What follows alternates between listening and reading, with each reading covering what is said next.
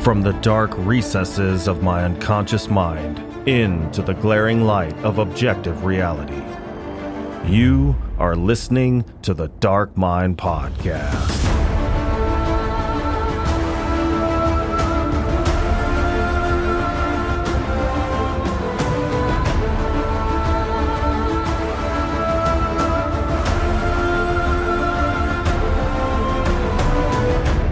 Hello, everyone.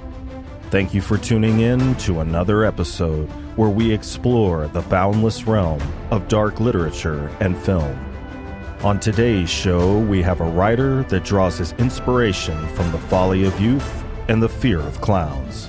He's joining me today to talk about his recent novel, The Cotton Candy Massacre, and his newest work, The October Society, Season 2. So without further ado, join me as we delve into the dark insight of Christopher Robertson.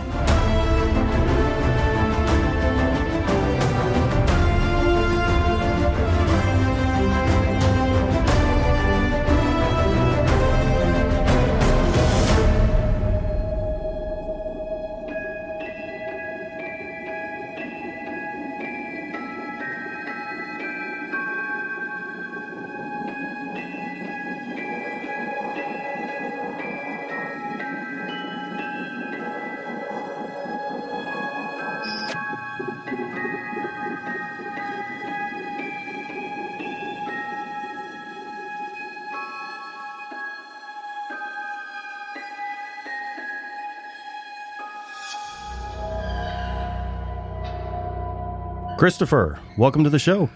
Oh, thanks for having me. Thank you for joining me. I really enjoyed the Cotton Candy Massacre for two reasons.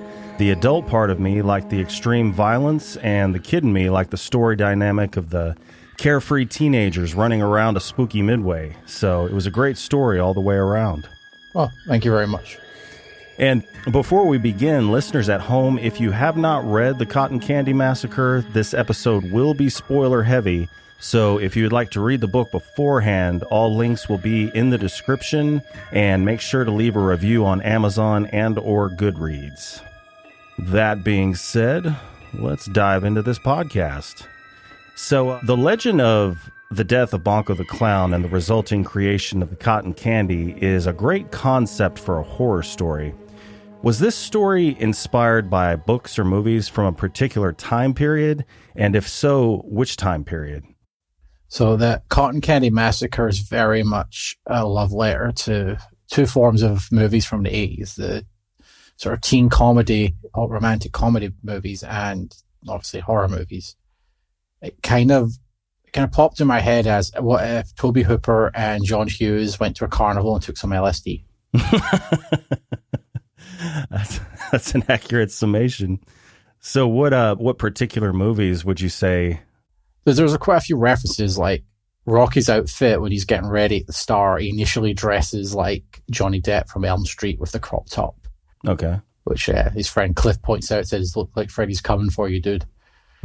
Because these are kids that know horror movies. Like I was a kid that knew horror movies, so these are kids that know horror movies. And his penultimate outfit he ends up settling on is very much an homage to Kevin Bacon's outfit from Footloose. But the character himself is kind of an amalgamation of a lot of 80s teen heartthrob types.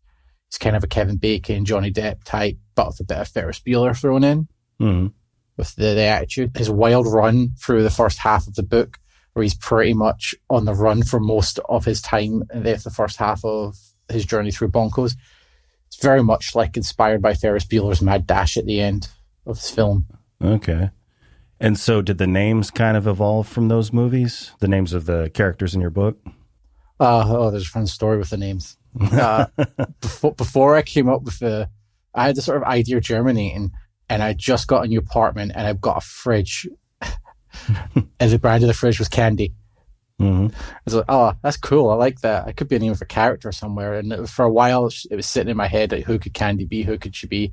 And when I started putting the Cotton Candy Massacre together, I was like, this is going to be my most stupid book yet. Like, this is the dumbest idea I've done. Everyone's got to have like ridiculous names or stupid names. So I'm like Candy, what could her boyfriend be? It's like, what's this good 80s name, Rocky? And I went, oh yeah, and his second name could be Road, so, Rocky Road and Candy Barton. And I ended up sending to my partner, I said, what do you think about like Rocky and Cliff for the two guys? And like, she just sent me a facepalm emoji. Because like Cliff Bar, like the candy, the chocolate as well. So a lot of them have names that are drawn from things like that. Only my partner is the one who named Ruth. She wanted to name her after two different true crime podcasters. I'm not sure which ones, I can't remember. But we thought, because she's so obsessed with crime and infamy and stuff like that, we thought that would be a cool nod. Dude, my fiance is too. It makes you scared, doesn't it? Yeah, it's worrying. My fiance loves to cook, but sometimes I'm terrified of eating her food. I'm afraid it's poison. Well, I met my partner actually through my books, and she always jokes that one day she'll just murder me to make me super famous and stuff. Because my books sell really well. She says, gotcha. But not till I'm a little bit older. So okay, yeah, you gotta put a few more works out, get a good bibliography before you go. Yeah, that's why I'm firing the books out so fast. I don't know when she's coming for me. Let's finish the October Society series before I get to that. Yeah, definitely need some time. So, was Bonko the Clown based on any real-life criminal, speaking of true crime? And if so, who? So, Bonko was partly inspired by the serial killer and criminal Donald Pee Wee Gaskins. I have not heard of him. As far as like serial killers go, he's quite I don't know if I'm using the right word, but he's a very larger than life character for a man who's about 5 foot tall. Okay. So even the height was true to life. The height obsession in the Cotton Candy Massacre is basically because I'm quite a short man myself, and I wanted to finally put a little bit of representation for us shorties in it. Nice. So both Bonko and Candy are deliberately made to be little. Okay, gotcha. I also had like teased the idea maybe Candy could be related to Bonko somehow, but I eventually just ditched that idea. Okay. So tell me a little bit about Pee Wee Gaskins. Is that what you said? Yeah. Okay. So he boasted roughly killing about 100 people. I think like between 13 and 15 actual murders were attributed to him. He was not a pleasant, like no serial killer is pleasant, but he targeted women, he targeted children. He's more of an opportunist killer rather than like Ted Bundy, who methodically had a type and hunted a certain type of target. Mm-hmm. But Gaskins was involved in a lot of other crime. He spent a lot of time in prison. He would frequently just make up stuff. Like he would refer to the strongest man in prison as a power man. And like, there's no record of that being a proper prison term from that time period. Mm-hmm. So it seems like he just made stuff up. He had his own catchphrase, that's the final truth. He had a true crime writer do his memoirs while he was in prison called The Final Truth, which seems to be mostly just a book of bragging and lies. Wow. And he like contracted somebody to do this? Someone, wrote it. He contracted him for prison and he wrote the book for him. He took all his stories and published them. So Bonko's own sort of catchphrase, that's the toot and truth, was inspired by that's the final truth that Pee Wee would often cap off any statement he made that he felt was definitive. He would be like, that's the final truth. I'm going to have to look him up. So it sounds like he didn't kill like most serial killers do for the thrill of it or the control or power. He did it mostly to commit other crimes, like silence witnesses.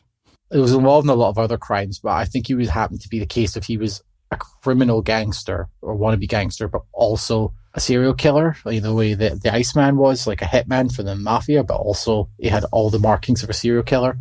It just happened that both Pee Wee's criminal sides meshed together, because I said he didn't target a certain type. He mostly targeted younger women, stuff like that.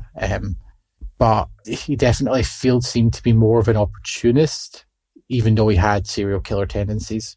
Okay. And he also like had a little bit of time he did spend like working in carnivals and stuff like that. Sort of how I made the connection. Okay. Yeah, I'll definitely have to look him up.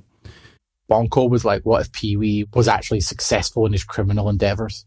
Mm-hmm. Because prior to Bonko's downfall, he ran a very successful criminal enterprise out of his carnival. Well, the character of Marie as a fortune teller is one of the main staples of the Carnival Midway that give it, in my opinion, such a mysterious atmosphere. What other elements of the Midway atmosphere do you think give it mystery and intrigue, the prime factors for a really good horror story setting?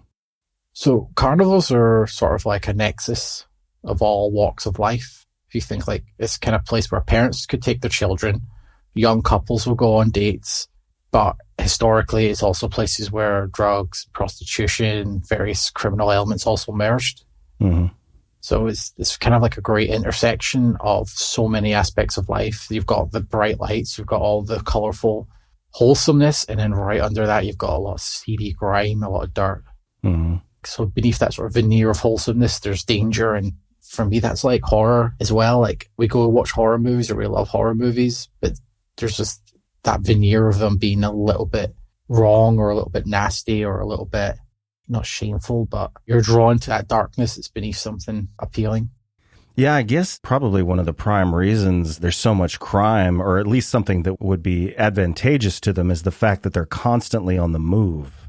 Like, if a crime's committed, it takes, some investigation and some footwork to track certain people down and so on. And if they're constantly on the move, then you get into like city and state jurisdictional limitations and all kinds of stuff. So you're obviously more versed in it than I am. That is a common thing with like present day carnivals. There's a lot of crime that goes along with them. I wouldn't know about present day carnivals. I was mostly extrapolating from sort of historical stories. And like, I guess even as far as the 80s, it's a bit different. Obviously, I'm from Britain, I'm from Scotland, so I'm researching via secondhand sources, because carnivals and fun fairs are very different here. We don't have as many. They're not as like prevalent. It doesn't happen that much. They'll be like in the parking lots of big malls and things like that, and they'll be very heavily like regulated. Yeah, same here as far as being in the parking lots of malls and such. It's just been so long, I think the reason it's probably been so long since I've been to one is the last time I was at one, it was in the parking lot of a Kroger, which is a supermarket here. And we were getting on something that was kind of like a looping starship, just something on an axis that slowly rocked back and forth until it went upside down. And some young child had gotten nauseous and thrown up in it. So instead of cleaning it, the guy running it literally ran it unoccupied, turned it upside down, and let all the vomit drip through and drip down. Like, that was how he got the majority of the chunks out, I guess. I'm putting that in the sequel. Yeah, me and this girl that I was with were like, let's just find something else to do. And then I've always wondered about these carnivals travel from city to city. God knows how many they cover in a year. So these somewhat dangerous rides are constantly taken down and put back up. And I wonder how many times they put it together and there's parts they're like, where do these go again? Fuck it. We don't really need that one. Yeah. It's fine. So one of the movies, it was like 80s movies, it's a big inspiration to me. So I'm a big fan of Tobe Hooper, obviously with the Tobe Hooper, John Hughes fusion. And Tobe Hooper's The Funhouse features this side of carnival life and carny life that I really like. It's literally, you've got two young couples on a date there, but there's a girly show going on, and there's like people perving through the tent, and there's like, burlesque and striptease performances going on. And going back, like I was reading how like these would also be fronts for prostitution. It would be in certain towns, certain places. Other places they wouldn't even do the show because maybe they were more religious communities or something like that, but in other places they would. I just found out, I've read a lot of fascinating stuff, like reading into the histories and different types of carnivals. Like there were ones that were fixed location, ones that traveled, ones that sort of had like a home base, but parts of it would travel. So that's why I ultimately decided that Bonkins Bonanza would be like a fixed location one, with the possibility that that you could have traveled various times. But it fitted with the idea of Bonko having this enclosed, almost like crime fortress, like a compound. Yeah, like there's like, it's isolated, it's out in the woods, it's nowhere, nobody can really get near there. Everything's just kind of safe, safe for him at least. It's like he's like, lord of this little piece of land. Yeah, it's like his fiefdom. Yeah, the cops aren't exactly going to run in and raid a carnival. They'd be running through like all these parents and kids and stuff. He's like hiding a lot of it. Yeah, you talk about them not doing the burlesque or, girly shows in certain areas because of the religious atmosphere. The founder of the Church of Satan was a carny, and he didn't talk much about like any kind of crime going on, but he talked about how they'd have the carnival set up, but sometimes there would be revival tents set up close by. I guess they would be like these fairground areas where they would set up. So you'd have a carnival here, then you'd have a revival tent over here preaching hellfire damnation. And he would always notice that a lot of the same men that were at the revival tent would end up at the girly shows. I would maybe wonder if sometimes if it was the same carnival running both the revival, like maybe in some town they're like, okay, this is a religious town, so put on your nun outfits. No, not those nun outfits. Yeah, no, not the naughty ones. And then the same guy that, I don't know what you would call him, the guy that said, step right up, see the bearded lady or whatever. The Barker. The Barker, is that what it's called? Yeah. Yeah, he's the same guy that does the preaching at the revival tent. Or the talker. There's loads of cool. I love all the carny slang. Yeah. I think in my first draft I had way too much carny slang, and my early readers were like, what does this mean? What does this mean? What does this mean? And they're like, you just made up the Candy Butcher thing. I went, no, that's what they were called. So you're talking about like beta readers? Yeah. Okay. Interesting. Well, being someone who really loves a well-crafted villain, I would have to say my favorite character is Ruth. And just from the description, she seems like she's this perfect storm of dominatrix and tyrannical dictator. So I don't know if you can do it without giving any spoilers, but if you can, did she know what was going to happen once she ate the candy and orchestrated the Big Top show, or was she misled by the ghost? So Ruth is essentially inspired by the very sanitized version of P.T. Barnum from The Greatest Showman. Okay. Hence the musical chapter, which there's a fun story behind the creation of that chapter. So she is ultimately, same way that P.T. Barnum was in that movie, blinded by the light, the idea of fame, but with her route to it, it's through infamy, whereas Barnum, that version of Barnum, it was through outrageousness and showmanship. So Ruth didn't have any idea what would happen. She was is drawn to it as some other people were, but I wouldn't feel that she's manipulated because this is exactly what she would have wanted. And without spoiling it, she very much believes she gets what she wants by the end. Okay. So she's inspired by P.T. Barnum, but I guess her sexy dominatrix-like dress, where did you come up with that? Oh, that was my partner. She sent me the outfit. She said, wouldn't Ruth look good in this? Oh, okay. So I was like, yeah, that works. As well, sometimes when I'm working on books on the earlier versions, I'll sort of cast the characters, various actors. Mm-hmm. And I would need to look up her name. I've forgotten. I can look it up quickly. But the actress we had in mind for Ruth she was from the television series of Fargo. I saw the movie. I did not see the television series. Alison Tolman. Let's see. Was who we had in mind for Ruth. Take a look here. Okay. So hair tied back in a bun, Alison Tolman. Yeah. Okay. Her character's a lot nicer in Fargo than she would be in this. Definitely. So is the reaction to the cotton candy completely supernatural? And you don't have to say what that reaction is. Or is there some basis for it grounded in the material world? And the reason I ask is because of what seems to be the antidote for it. So, you're catching me out here because I don't really think things through. I know, I'm very detailed and technical, and I find when I try to ask writers detailed technical questions, they're not scientists, they're artists. So they're like, well, this is the way my mind works. Yeah, I mean, I had a snag where I was halfway through the book when I realized a cotton candy machine can't do what happens in the first chapter. It's just not even physically possible. So I had to retcon a whole, this is like a special machine made by a serial killer and stuff like that, just to add that extra level of ick to it as well. Because this can happen. But also the book operates on 80s movie logic. So I had to keep telling myself, I don't need to make it make sense in the real world. I need to make it make sense if you were watching a cheesy 80s film. So I'm the type of writer that doesn't plan anything when I write. I maybe have a few set pieces or key images in my head that I want to get to. Sometimes I get to them, sometimes I don't, sometimes they're not at all what I thought they'd be when I get to them. I always had the idea of the cotton candy doing what it does, but the idea of it, the way to counteract it and stuff, that came up as I got to that part of writing, and it just clicked for me as The clowns of the Cotton Candy Massacre are essentially what I called were-clowns. And so this is their silver bullet. Okay. Gotcha. I could also imagine that the evil that happened with that cotton candy machine is soaked into the sugar crystals within it. And yeah, the insulin helps break that down. Mm-hmm. Yeah.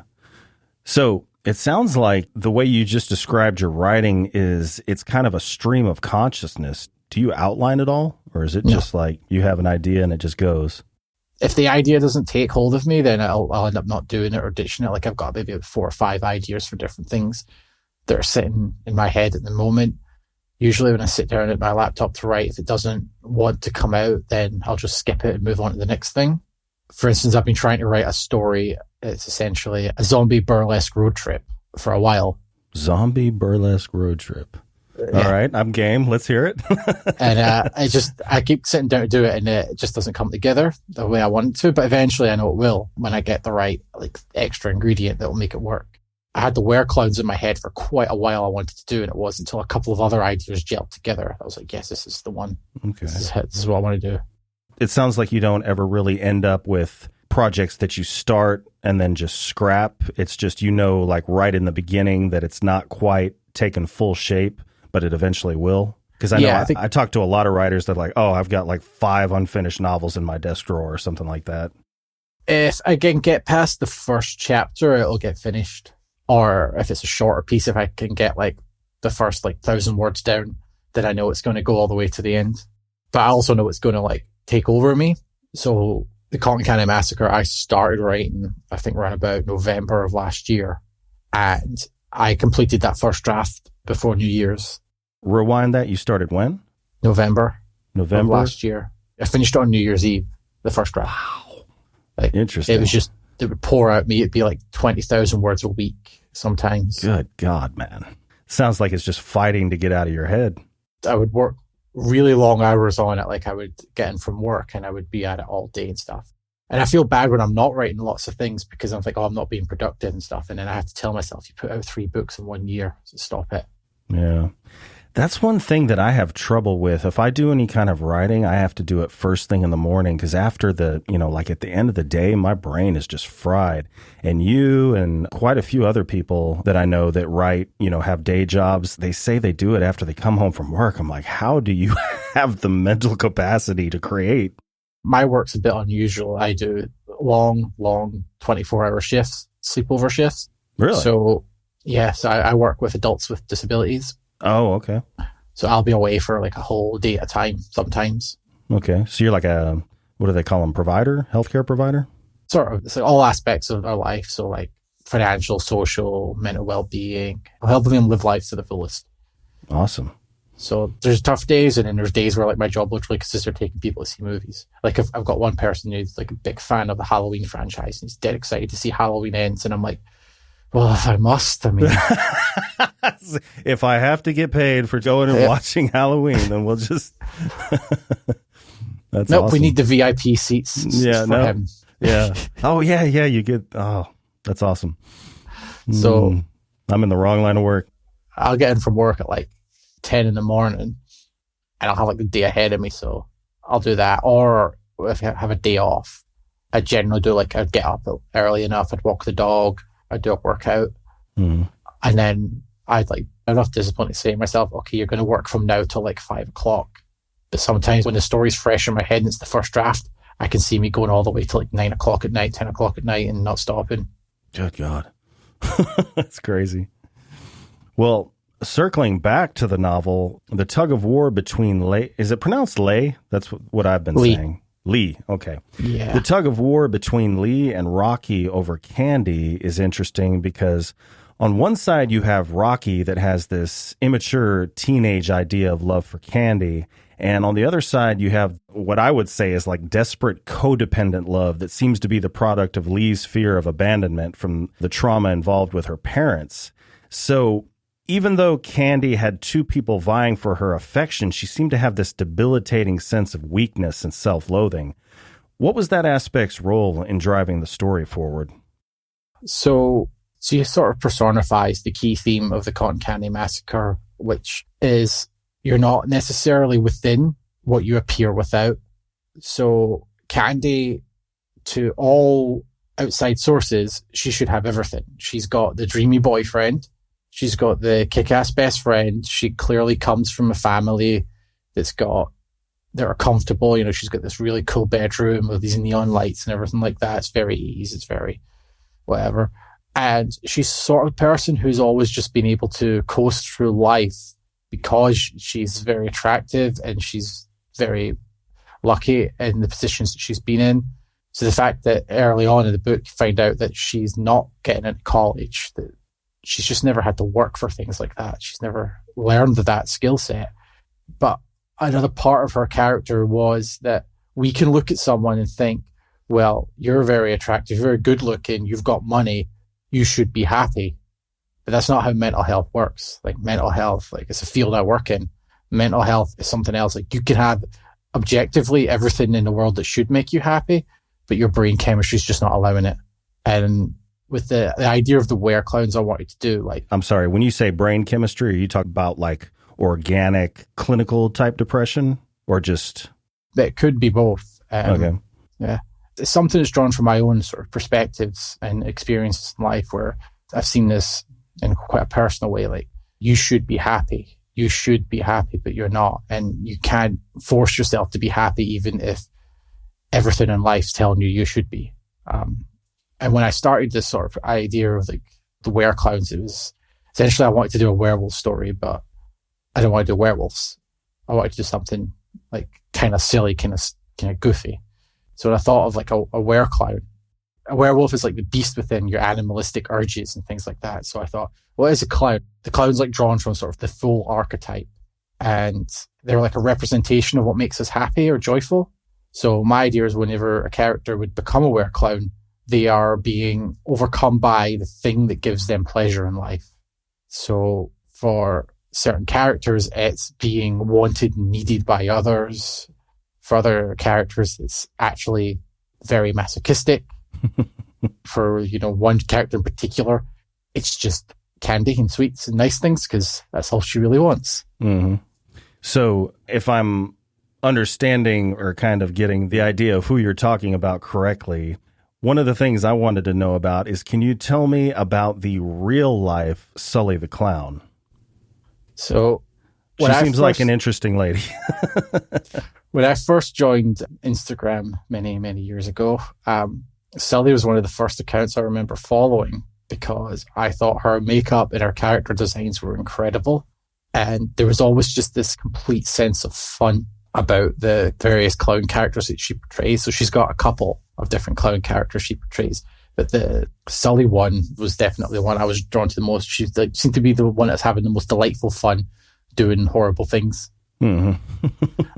And when I started putting ideas together and started to like think about the Cotton Candy Massacre, I got it in my head to just message her and say, hey, I'm like an indie writer. I'm currently thinking of doing a book about like killer clowns running around a carnival, like murdering people. Mm-hmm.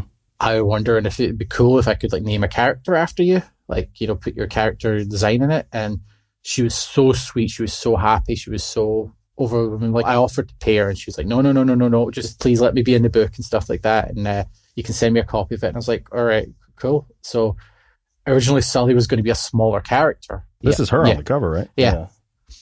So she's going to be a smaller character.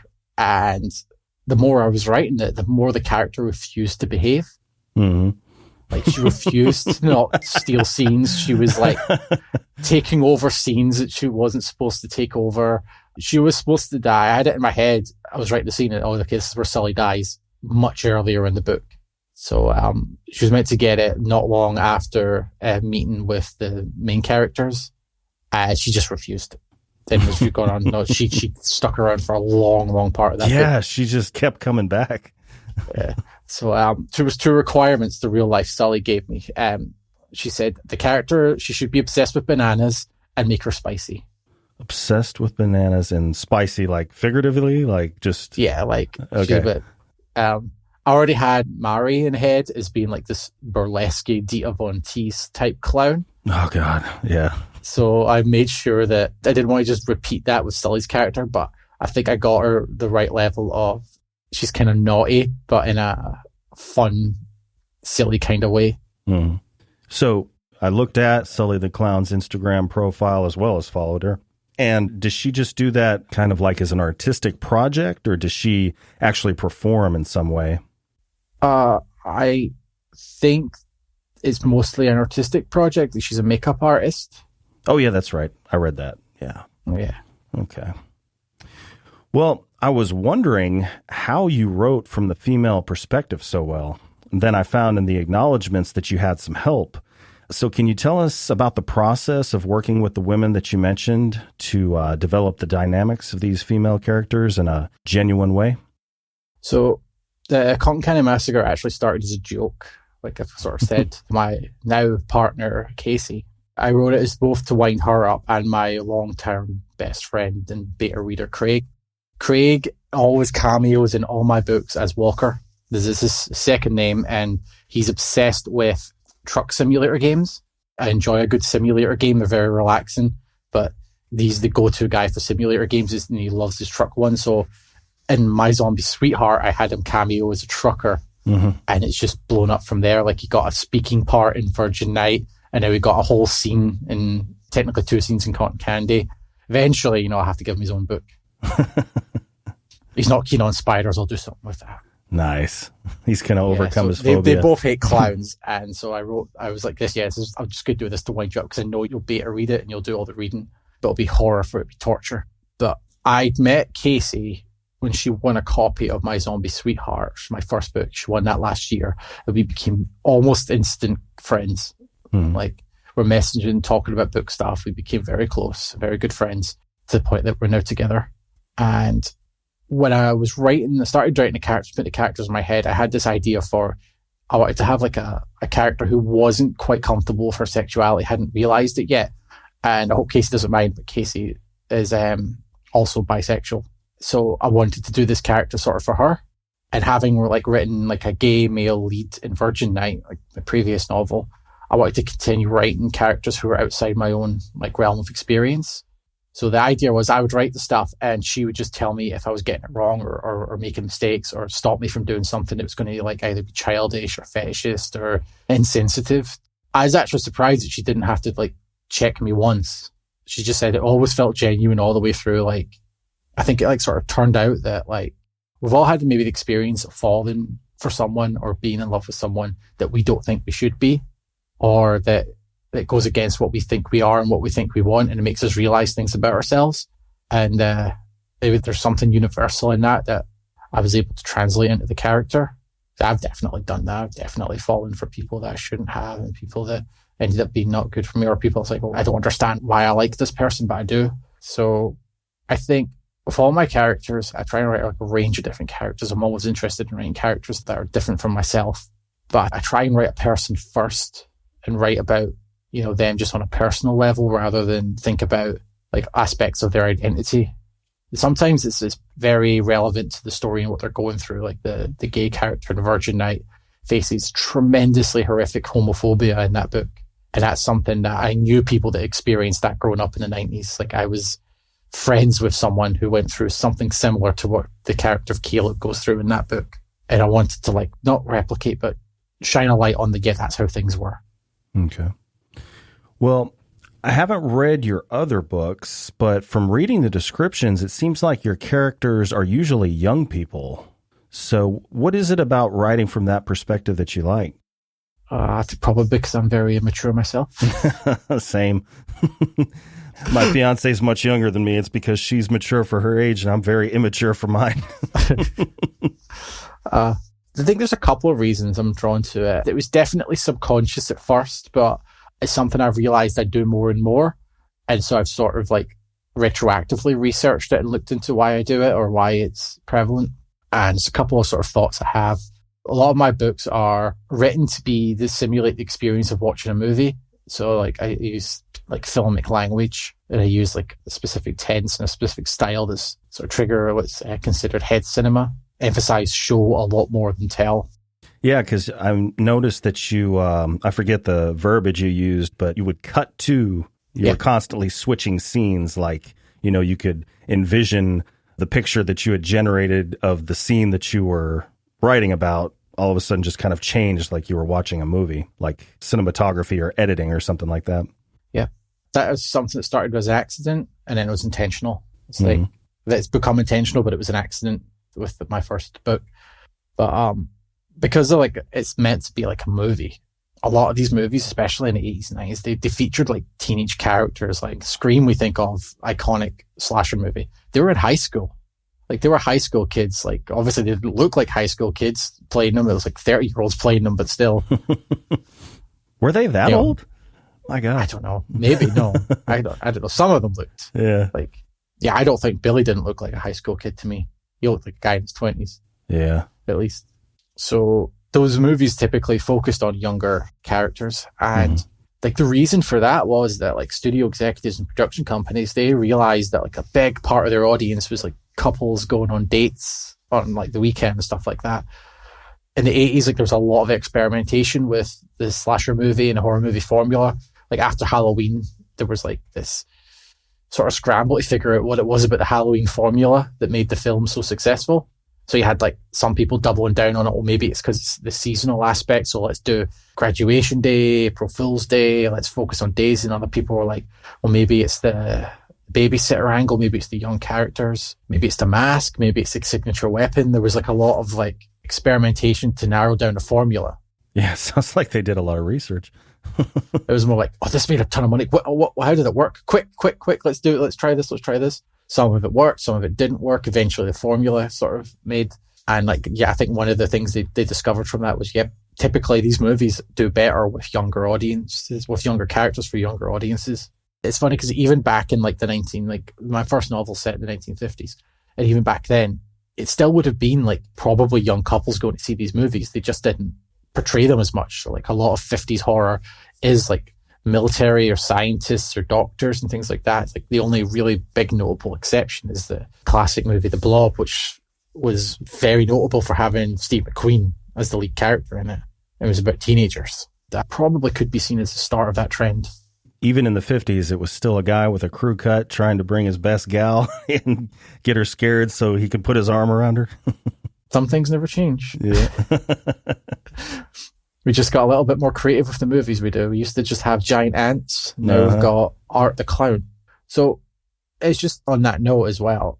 All my stories involve a degree of heartbreak and romance. And I feel that kind of fits that age group better. Like obviously everyone at any age can experience this stuff, and romance is an example of it. In my late 30s, and I've found someone that means the world to me. But I'm behaving like a teenager again. But I like writing that stuff. It comes naturally to me when I write, and I just feel like those characters like carry those themes better. I'm trying to do something a little bit different with my next full novel. My next two novels actually feature older characters, so I'll see if they're total flops and nobody likes them. I'll just go back to killing more teenagers. Well, so is there going to be a sequel to this book? Because I think it says, I thought I saw something like number 1, series 1, something like that. So I tried to create a series for that and the short story, but because the short story is not like a numbered entry in the series, it's considered supplemental. It doesn't show up when you click on the series. Oh, okay. So it's supposed to be, so you would get the short story as well. It would come up as part of the series. Oh, okay. Yeah. But there's the intent to hopefully. The reason I ask is because I want to know what happens to little Stacy. Well, funnily enough, she would exactly be I don't know if it'd be the full-on sequel. I kind of like this idea of doing like a shorter novella-length sequel to both Cotton Candy and Virgin Night at some point. Because I think there's more in those settings that I could do and explore, but maybe not on the same scale for now as like a full-on novel.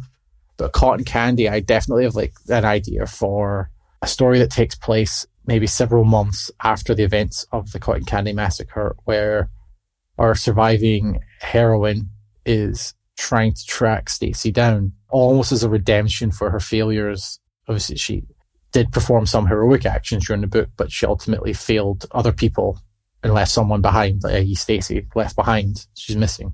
So I wanted to have an idea of her trying to track Stacy down as a form of recompense, and maybe visit some other locations from other books is like the way to sort of bridge gaps. I like to like bridge the gaps between the books and show the other locations.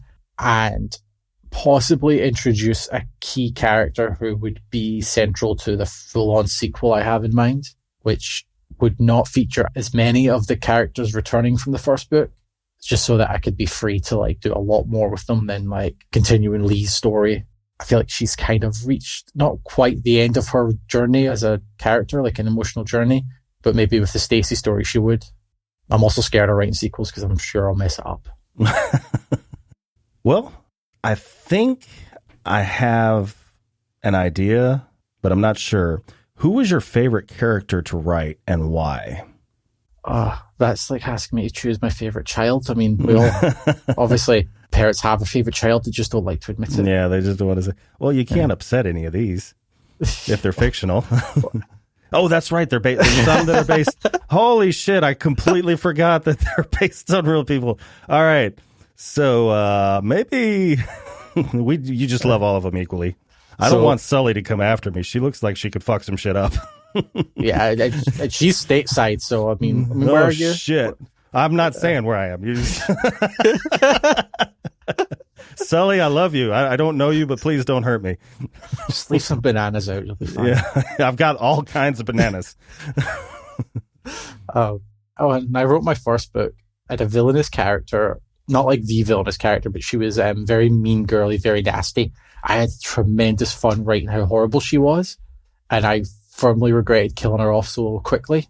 And I think I went through like what Robert Kirkman had when he was doing The Walking Dead and he wrote The Governor, and he kills the governor off like at the end of his storyline arc. Spoilers for, like almost 10-year-old Walking Dead storyline.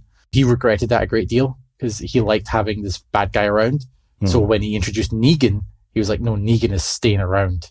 So he wanted to have a character who was, I think Robert Kirkman's method of choosing who dies in his books, The Walking Dead, was just a roll of dice. And whoever comes up, the number comes up, there comes up. But I think Negan might have been exempt from that because he wanted to have Negan going for a long, long time. And I get that now, like writing the villains and writing the bad guys is tremendous fun. Yeah. When I did Virgin Night, I had sort of a mean girl character throughout the whole book. And I was like, honestly, she was so evil and I loved writing her. And everyone loves to hate her. Everyone hates her when they read it. And it's like, oh, she's such a horrible person. I'm like, I know. But Virgin Night was more about good guys. Like it's like a group of friends banding together against the great evil.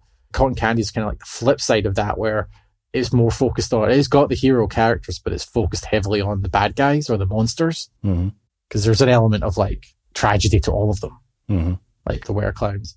And I think for that reason is because I was writing both a villain and because she was tremendous fun.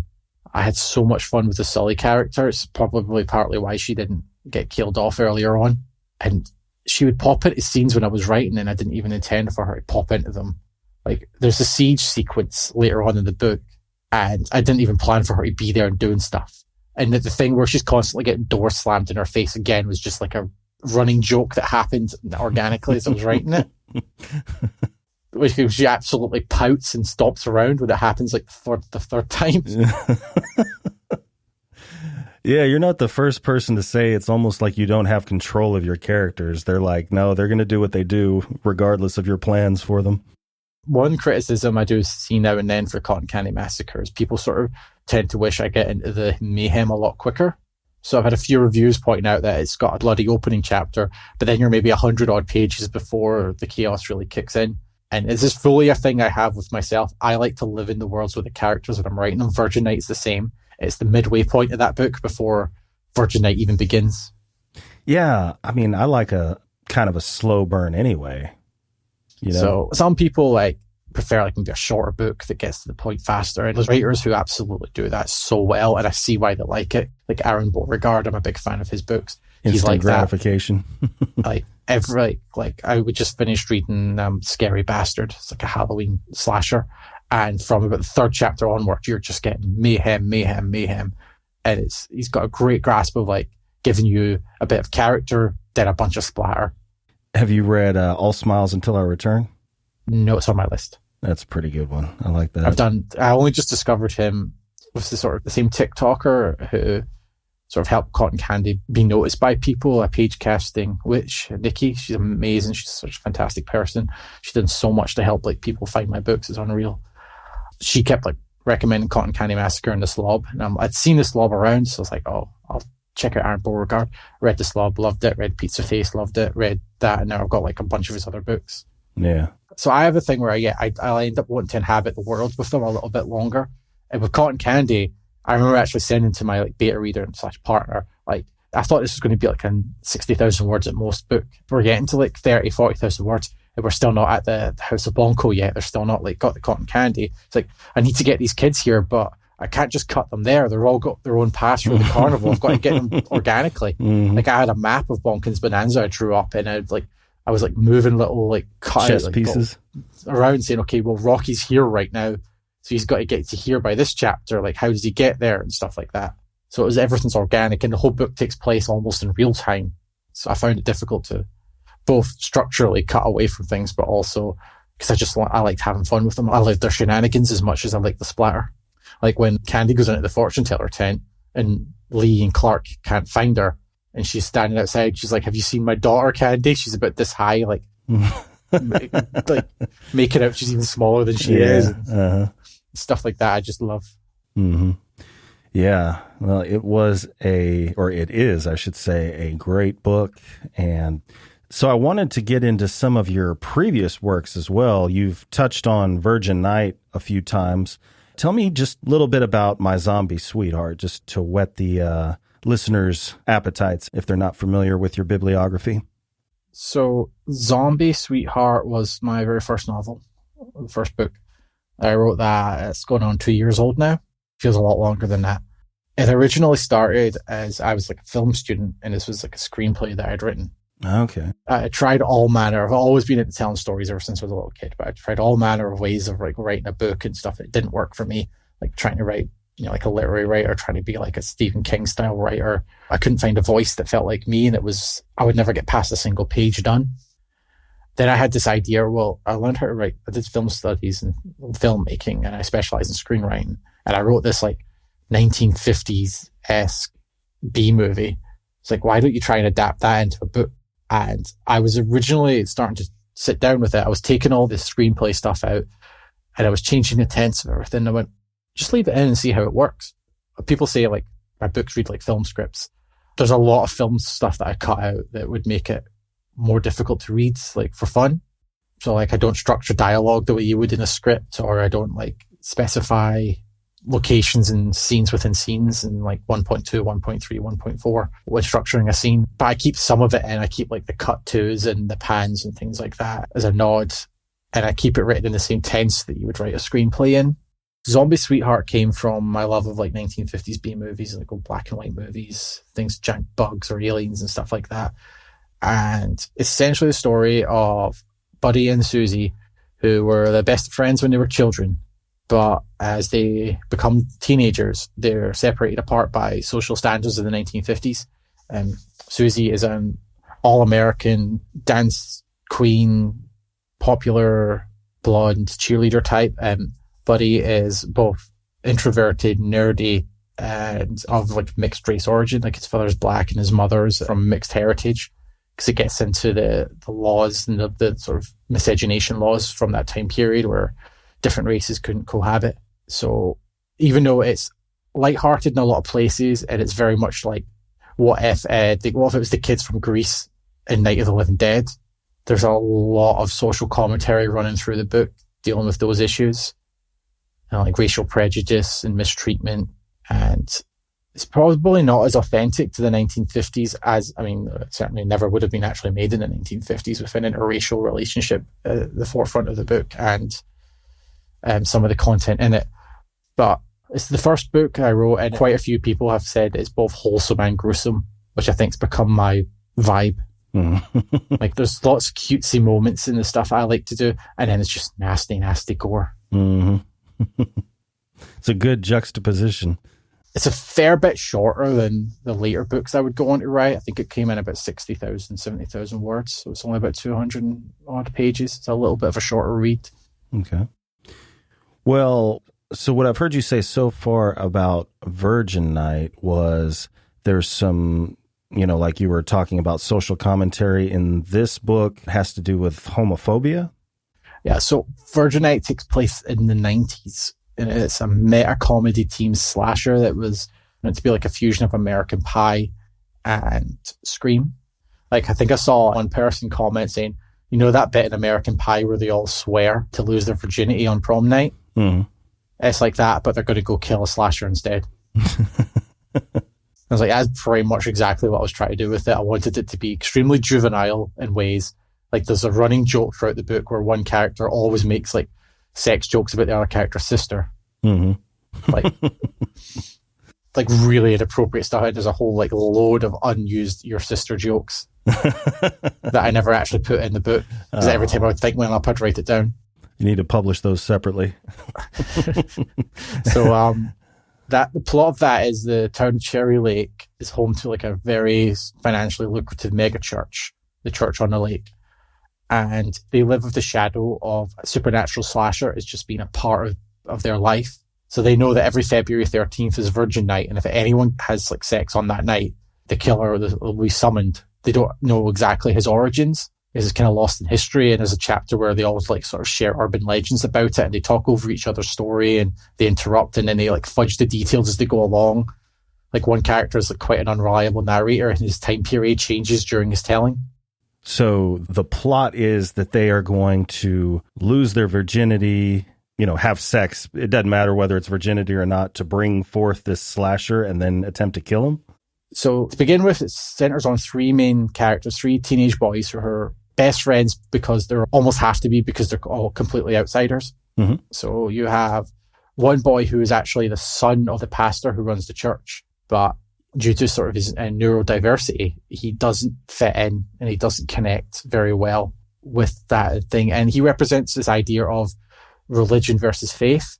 So he's very like real with his faith. He really believes in God, and he's very like do the right thing. Whereas his father runs the church and he's far more a businessman, and religion is a business to him. So the second of the three boys, Caleb, is he would call it a ginger Brad Pitt, because he's very cocky and very, not full of himself, but he's seemingly very confident, but it masks a great deal of insecurity. Mm-hmm. He lives in a trailer park with his abusive father, who is extremely violent towards him, particularly because Caleb is very openly gay. And the third member of their group, Vincent, his father was murdered or killed by the slasher the last time he was summoned. Mm. Like, his father gave his life heroically in a way that quite a few readers have been upset about, because they found his father, Jimmy Tran, to be a very likable, very heroic, very kind man, and what I did to him was not cool. So just saying the phrase, "oh, Jimmy," to them gets them upset. Fun Easter egg.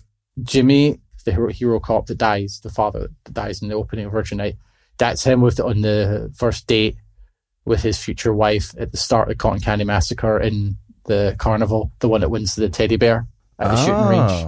Okay. I had to put that in because a few people who read Virgin Night says, can you please write just somewhere in another book, Jimmy and Debbie being happy together for like 5 minutes, please? Because you tore them apart at the beginning of that book, and we never got to see them being happy again. Uh-huh. Well, good on you. So that's a good thing to do for the readers. So Vincent is tormented and severe anger management issues because of what happened to his father, losing his father. And he gets in a lot of fights. He gets in a lot of trouble, and he directs his anger in the wrong places. And ultimately, he comes to the conclusion that the only way he's ever going to deal with this is to take the anger to the person that caused this all. So they get in their head that they're going to summon the killer and they're going to take him out. And out of like their loyalty to their friends, the other two boys agree to it. The fourth element to that is a girl called Casey. I've mentioned my partner, Casey. I wrote this before I met her. Okay. And the character of Casey in this book is scarily like her. Really? Okay. Yeah, I'm a bit worried. Like, if I'm bringing things to life, then just watch out for Ruth. Yeah. Isn't there a movie about that? Casey is someone that Caleb was speaking to online in the good old dial-up days of AOL. Oh, God. So she comes to the town like fully aware of what's involved and what's going on. And without spoiling it, she's up to something. She's got an angle that she's working as well that comes out steadily through the course of the book. And the four of them basically, for the first half of the book, there's a bit of a Mallrats-esque messing around as their plans for a Virgin Night kind of go astray just by sheer stupidity. And then halfway through the book, it switches gears into full-on slasher territory when, the supernatural slasher is summoned, and he goes on like a stalking rampage through the town. But then there's like a lot of wheels turning that Virgin Night, and a lot of people had schemes and plans operating this Virgin Night, and they all come like crashing together. And what's ultimately probably the highest body count I'll ever write in a book. Oh, that's funny. Well, what about, I believe it's Goons and Grease Paint? So I wanted to try and do something a bit more fun with marketing and try to like, get interest in the Cotton Candy Massacre. Mm-hmm. Grease paint is in clown makeup, I'm assuming. Yeah. So I don't really write a lot of short stories. You've seen how long my books get. Like I find it difficult to keep them concise. But you're very thorough.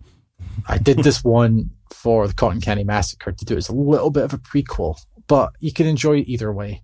Okay. So it centers on Bonko in the 70s and what he was basically like as a crime lord.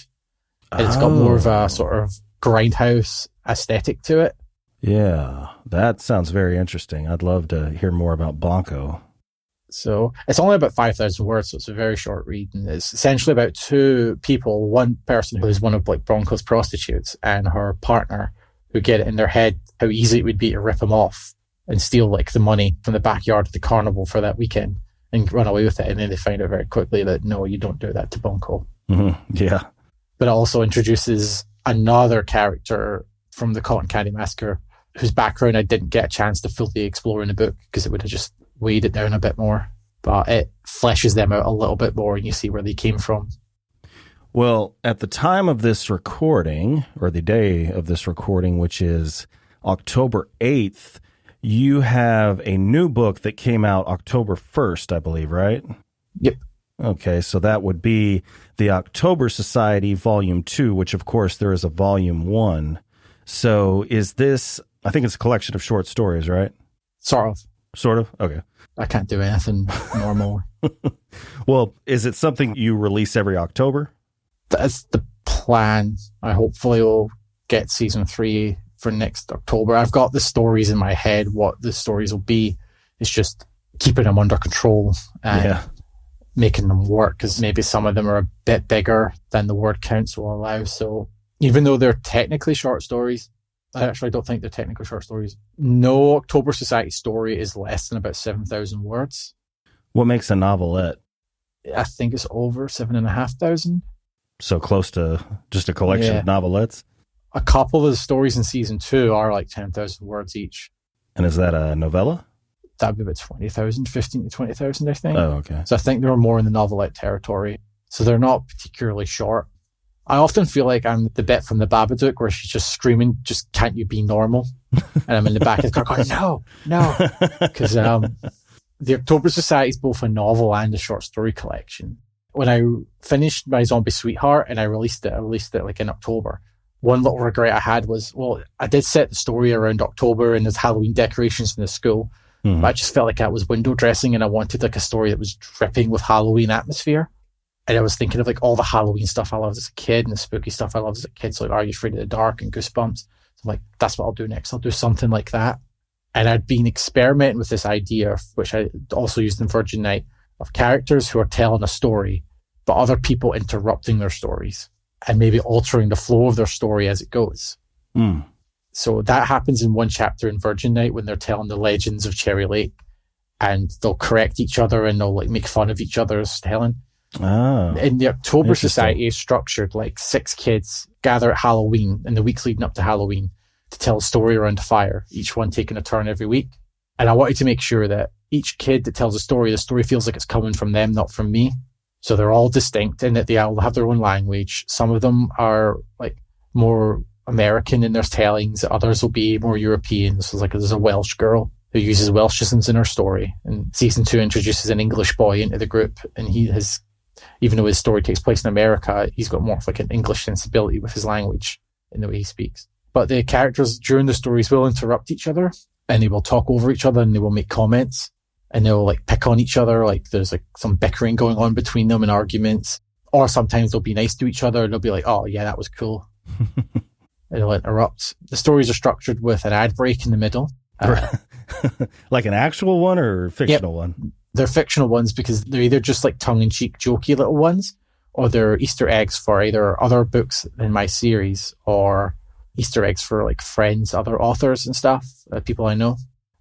Season 2 in particular features a fake trailer I done as like a Robert Rodriguez style action movie for my friend Jamie Stewart's short story, The Woman Under the White Tree, which is a very sort of serious Irish Gothic ghost story. And I set up a pre-apology and went, yeah, I'm going to do something very silly with this. And I made it like Robert Rodriguez style action movie with Gerard Butler in it. Like an Uzi wielding Monsignor. That's funny. And his is like about like an older like statesman priest teaching a younger priest how to do an exorcism. And I turned it into like a gun-toting machete style fake trailer. Nice. And then I did a series, or was kind of a serious one for, I believe you've had Brittany Johnson on. Uh-huh. So I did basically like a HBO style trailer for Mississippi Blue as a TV show with like David Duchovny and stuff in it as it's Twin Peaks-esque like style actor. So that's in season 2 as well. Okay. Yeah. So you've got the ad breaks, but there was also adverts in it like that tease future books. There's always like a tease of a future book in any of my books, but the adverts in October Society sometimes tease back, sometimes tease forward, and maybe introduce future villains or future locations. Or like a good example was in season 1, there was a trailer for The Church on the Lake, which went on to be the big feature of the Virgin Night. But it's also Candy sees that trailer on advert on TV at the start of Cotton Candy Massacre and turns it off to formally embed it in the world. So the October Society takes place both within the realm of the other books and outside it. Because it's more for kids, it's more separate. Okay. Sounds like you've kind of got this meta-narrative going on outside of everything. There's sort of like a big bad villain being slowly built through the books, kind of Thanos style. And it was a throwaway joke in one book where I made a joke about a god of the reels or something like that, like messing around and making these movies. And then a couple of the people that like read my book started talking about that as if it was a real thing. And I'm like, yeah, it's a real thing. I totally meant that from the beginning. So that got expanded a little bit in Cotton Candy when they actually explained the urban legend of like a crazed film director, producer. And he's the one that leaves the strange little messages here or there in the books. Like at the very last page of Cotton Candy, and he's got like a very brief appearance in season 2 of the October Society. But season 2 of the October Society also introduces him in a roundabout way, in a fictionalized way. Well, what attracted you to the genre of horror to begin with? I have to blame my mum for that. Blame your mom for that? Yeah. God, I wish my mom was into horror. I had to sneak that stuff around. There's an element of that. I remember sneaking into the living room and hiding behind the couch while my mum was watching Predator. Well, see, my mom would never be watching horror movies, period. That's why I had to sneak them. My mom read Clive Barker, Stephen King and everything. That's where it all started. Richard Lehman, that's where it all started. But I remember sneaking down one night and she was watching Predator and no idea what was going on, but I thought it was so cool and I was sitting watching it. And she caught me. How old were you? Probably about 5 or 6 or something. Okay. So she's like telling me like you're supposed to be in your bed and stuff like that. And I was like, I didn't care, I was in trouble because I loved the movie that much. I was like asking, what was that? Like, what was it when all the colors were funny? when they were seeing red? And my mom just had this brilliant idea to like this brilliant parental moment where she's like, I can use this. She went, that's where the Predator can see if people are bad or not. And the more red they are, the worse they are. So you better be good or the Predator will see them. And you were traumatized for life. So I was a good boy for like a week or so. Then you got over it. Yeah, until like someone at school had seen it and then told me, no, you idiot, that's heat vision. I just came home like, you lied to me, mother. I've been good for a solid week for heat vision. This is Scotland. Heat vision doesn't work here. Yeah. Well, your other books, it sounds like there's a lot of the same characters, a lot of the same dynamics, but as far as like gore and violence, do your other books, are they quite as extreme as the Cotton Candy Massacre? See, this is a weird one. I've got reviews for Cotton Candy Massacre that say it was so sick and disgusting, but they loved it. Mm. And other people saying that the violence and gore was quite mild. Really? Well, I mean, it's not gratuitous. You know, it's not like it's every other page, some god-awful things happening, but There's like, I don't want to give away any spoilers, but like one person's particular demise involving water was a pretty graphic description, that like stuff like that. Is there anything as extreme as that in your other novels?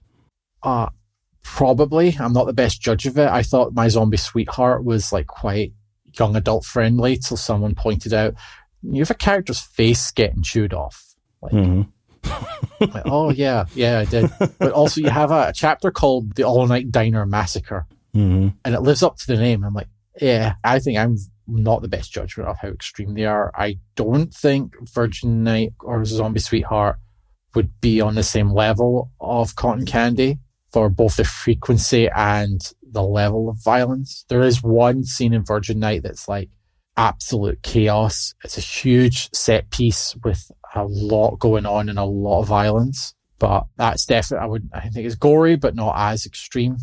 Same as Zombie Sweetheart. It's there, but it's not as prevalent and it's not as extreme. And the October Society is like PG-13. I advertise that as.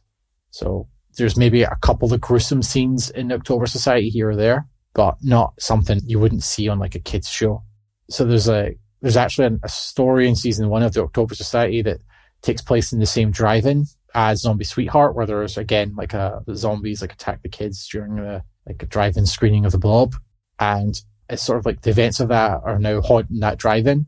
And what was fun challenge was writing that for a child's perspective, for a young reader's perspective, to rewrite the scenes and the stuff in that, but to tone it down enough that it's acceptable for a younger reader. That was fun. That was different. So it's there, but it's not as grisly. Well, with the exception of, just the act of writing, repetition, just doing it, jumping into the water, so to speak, how did you learn the craft of writing? So I was always like trying to do stories from the youngest age. I think it's sort of like a natural inclination to wanting to write and tell stories. I used to like get little notebooks and I would like doodle the front of them, be like Notebook of the Dead, and write like terrible juvenile stories in it about haunted curses and Goosebumps ripoffs. I was notorious in school I would write a horror story for anything. My high school English teacher hated me for it. He was very anti-horror. Like anytime I would read a horror book for like silent reading or like literature studies, he would just say, you're better than this. You could do better than this. And it's like, no, this is what I want to do. That always amazes me when people are not able to objectively view the craft of a horror story because of its content. Like a Stephen King novel, it's objectively well written, but they think it's garbage because of the content. And oftentimes, like, what they view as like appropriate content is like actual real world horrible stuff that I find a lot more upsetting. Yeah. Than like a bunch of killer clowns running around a carnival throwing razor blade lined pies. Yeah. Or I mean, even somebody as extreme and gory as Aaron Beauregard, like, I'm sure that same guy, if he read one of his books, he'd be like, oh, this is just absolute garbage. But if there was like a literary critic that was able to park his aversion to extreme content, there's no way they wouldn't say, well, no, this is objectively well-written, well-crafted book. Yeah. I would say the same for your book as well, obviously. So, yeah. Well, thank you. Strange. So, I was notorious for any writing assignment would become a horror story. And I could see the look of disappointment in his face when he would get my story and he would just look up from his desk and shake his head. And he tried his hardest to stop me from doing it. Like when we were reading like The Adventures of Huck Finn, like imagine like a different stop on their river, like when they're going down the river on the raft. Just imagine they stop somewhere else and tell me what happened. Wouldn't you know it? For me, they happened to find a mansion that was owned by a mad scientist who'd brought the dead back to life in a Resident Evil knockoff, because I was obsessed with Resident Evil at the time. And one time we was like, I'll meet you halfway, and the writing assessment was like the horrors of war. So we were reading a book that was like about the Vietnam War. We wanted to like basically write a story about a soldier during the Vietnam. And I'm like, he thought war was hell till the dead soldiers and enemies started coming back to life. That's an awesome tagline. Yeah. And that one got a look. I do remember one time, specifically at Halloween, it says, okay, write a scary story. Zombies, because I was obsessed with zombies at that point. Zombies, dead, coming back, whatever. And I think I wrote like the most mundane story about it as like a zombie coming back for a cup of tea with his mum. Yeah. And it was just like, you have to be difficult, don't you?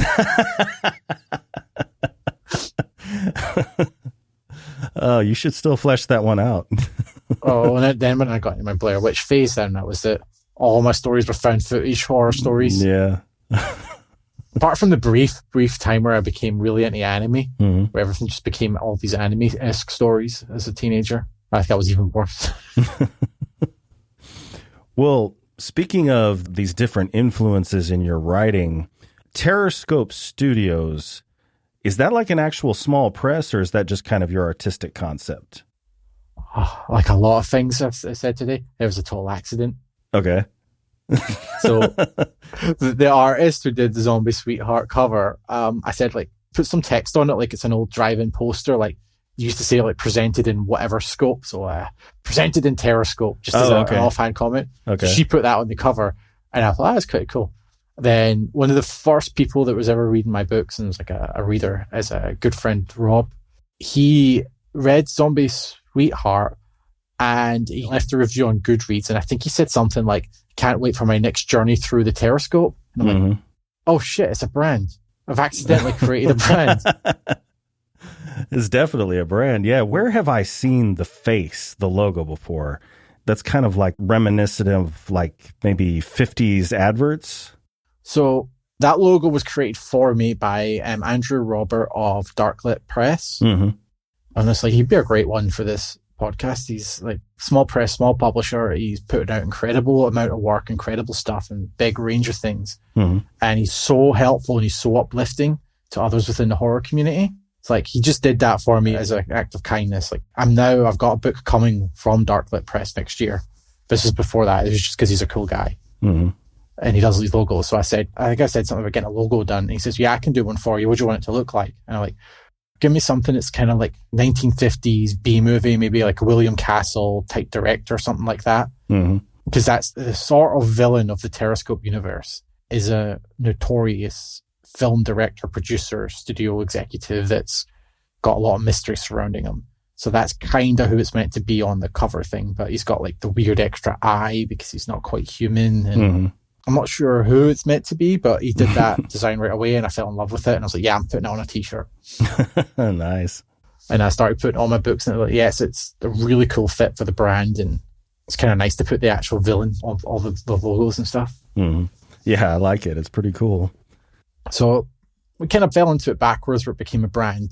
It almost became a go-to word for the style of the stories, because I've written stories that aren't in the Terrascope style that I'm calling it. But I much prefer writing them in that sort of full movie style. So the book I've got coming from Darklit Press is called Of Black Flags and Devil Birds. And it's part of the series of pirate-themed horror that Andrew's putting together. And so it's not written like a fake movie, but it is meta. It's someone telling the story to you who will interject here and there during it's like a story being told in a pub, like a tavern, but a bunch of pirates. And the general premise is these pirates end up washed up on an island filled with dinosaurs. It's Jurassic Park meets Pirates of the Caribbean. So it's not movie style, but it is still intended as somewhat like a toe in that universe in a weird way that I can't really explain without spoiling the fun of it. All right. Well, we've spoken a lot about your writing. What is the life of Christopher Robertson like outside of writing? Pretty boring. Pretty boring? Yeah. Well, it sounds like you have a day job that's quite the service to your fellow man and woman. It's a very rewarding job, and it's very fun at times, and it's definitely a balancing act. You have to deal with some difficult things and things that are very much a challenge, and a lot of long hours working on your own. But then there's a lot of really rewarding things, not just like the cool stuff you get to do with people now and then. It's just like I had a gentleman that I was supporting just decided he wanted to learn to read. And over the course of about 2 years, I helped him get a level of literacy as far as he could, to the point where he can now read like comic books and stuff with some assistance. Oh, wow. So nice. Like he'll sit with you and he's able to read things, and he asks for help with words he doesn't understand and things. And it's amazing for him now that he's got an actual little bookshelf in his room and he's collecting books, and he's got like comic books, graphic novels, he's got a couple of Goosebumps books, to be able to like also like help develop literacy, help him share those things. That's probably the most rewarding, the most like biggest, I guess, achievement is for doing that work. I mean, they gave me an award for it, which felt weird because I was just doing my job. Yeah, but well deserved, I'm sure. But evidently they give awards like crazy because my dog won one. What did your dog win an award for? So my dog actually, he comes to work with me. He's a little miniature Dachshund. Is he a therapy dog? Yeah, so he fell into that line of work as well. So I ended up bringing him in one day just so they could see him. And from that day on, it was like, where's the dog? Where's the dog? Where's the dog? Where's the dog? So he just comes into work now as well. And he spends all day like switching between who he's going to hang around with and who he's getting pets by in the summertime. We like to take him for walks and stuff like that. And one year we had our staff awards ceremony and everything with nominations. And I thought I'd be funny and I'd write him in for Volunteer of the Year. Oh, well, he won. Nice. And I had to go and bring my dog to an awards ceremony. Did he have like a tux, like the little... Oh, because I thought they were joking. I didn't think they were serious. And then I got there and I showed up and like the area manager's like, where's Dexter? And I'm like, he's at home. I went, he's getting an award. And I went, no, he's not. And I went, yeah, he's getting an award. But go get your dog. And I'm like, so you had to turn around? I had to go home and get the dog and bring him in. That's funny. And then there's like a photo of him getting his little plaque and he's getting his award and he's got like a stuffed toy being given it by a person that was helping, like a person that we supported that helps run the event. So like being included and being inclusive is part of like everything is a big sort of like part of what we do. And the CEO was there giving my dog an award. And I'm in the photo holding my dog up and my dog's just posing like, oh, I'm loving this. And I'm just like, you can see my face. I'm like, what the hell is going on? That's awesome. So I've learned not to be funny with filling in these forms. In the future. Well, I'm sure it was well deserved. The downside is I've got a dog that knows he's award winning now, so he doesn't let me forget it. Well, Christopher, it has been a pleasure talking with you. Well, thank you for having me. It's kind of blown me away that people want to listen to me ramble. Definitely. Very interesting conversation. So as we bring the show to a close, is there anything you'd like to plug or let your readers know about? I mean, obviously you've got the brand new book out. Yeah, I think I've kind of talked enough about the other books that I've got. And obviously what I've got coming up next year, I've got one unannounced novella, which I'm hoping will be a start of the year. I've got my pirate novel, which should be around about the middle of the year. And hopefully I get the October Society 3 out for the next Halloween. I've got a couple of little surprises I'm working on, things that will get announced in time. One of the things being that Terrascope might be slightly steering it towards being an actual publisher of other content. Ah, nice. It's already a cool brand. You might as well make it a small press. I've been a little bit fortunate lately and I want to give back in a little way. So if I can find a home for some like fellow indie writers' work and give them some opportunities, I want to try and do that because there's a lot of talent out there. There's a lot of great people like Jamie Stewart I mentioned. I wouldn't be writing the books that I'm writing right now if Jamie Stewart hadn't picked one of my short stories and put it in an anthology he was editing and introduced me to so many people that have helped me on the way. There's other writers I've met along the way, like Brittany Johnson with Mississippi Blue. That was a fantastic book. Friend Damien Casey with his like wild bizarro novels, crazy fun stuff. Like incredible people I've met through this. Like I met my current partner, Casey. I love dearly. I met her through my writing. I met a good friend, Brett Laurie, who edited the October Society Season 2, and he's going back to edit my earlier books that I couldn't afford a professional editor at the time. And now I'm going back and retroactively doing things right. Great people like Kelly Brocklehurst, who edited the Cotton Candy Massacre and gave me a chance. Lots of people, Andrew Robertson, so many great people. I'm probably missing out so many people that deserve a plug. Well, listeners at home, all links will be in the description. And Christopher, thank you again for joining me. Well, thank you. And thank you to everyone that tuned in. If you liked today's episode, please be sure to subscribe on your favorite podcast platform. Stay healthy, stay sane, and as always, thank you for listening. See you next time. Winter's always colder when you spend it all alone. I'm getting on my parents, they don't want me to come home. They want me to find a family to call mine, but all I see is you and all the pictures on my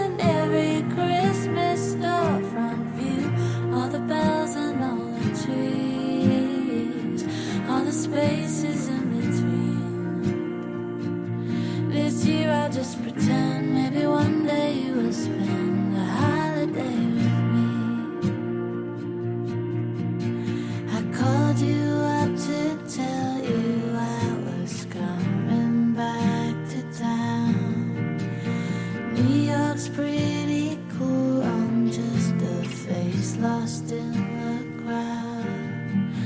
No one really sees the person that's beneath. You could always pick me up. You never let me down. I can smell the pine stuff, 42nd Avenue.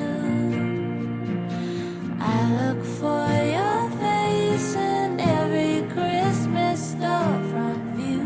All the bells and all the trees, all the spaces in between. This year I'll just pretend maybe one day you will spend the holiday with me. This year I'll just pretend maybe one day you will spend the holiday with me. This year I'll just pretend that maybe one day you will spend all your holidays with me.